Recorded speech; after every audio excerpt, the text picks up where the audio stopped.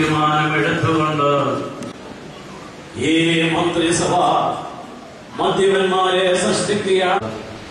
രണ്ടാമതായിട്ട് വസ്യാനിയെ പോലെ സ്ത്രീമാർ നമ്മുടെ മുമ്പിൽ സമർപ്പിക്കുന്നത് അവരുവാനായി മുട്ടിപ്പോടെ പ്രാർത്ഥിക്കണം.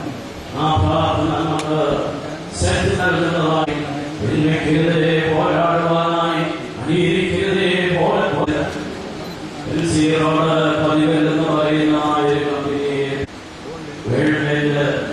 മാത്രമേ കുഴിയടിക്കുവാനായി നമ്മുടെ എല്ലാവരും നമ്മുടെ മക്കളോട് ഈ സമൂഹത്തോട് കഴിഞ്ഞ 10 വർഷങ്ങൾ മര്യാദ കുറിച്ച്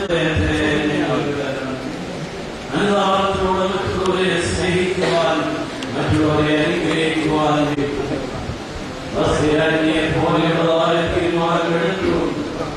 സമൂഹത്തിന്റെ ഭാവിയോട് നിലനിർത്തുവാൻ സമയുടെ നഷ്ടപ്പെട്ടു പോലെ മോശം വന്ന ഓരോ അനുഗ്രഹമായി കണ്ടുകൊണ്ട് ധർമ്മവും നീതിയും പറയുന്നത്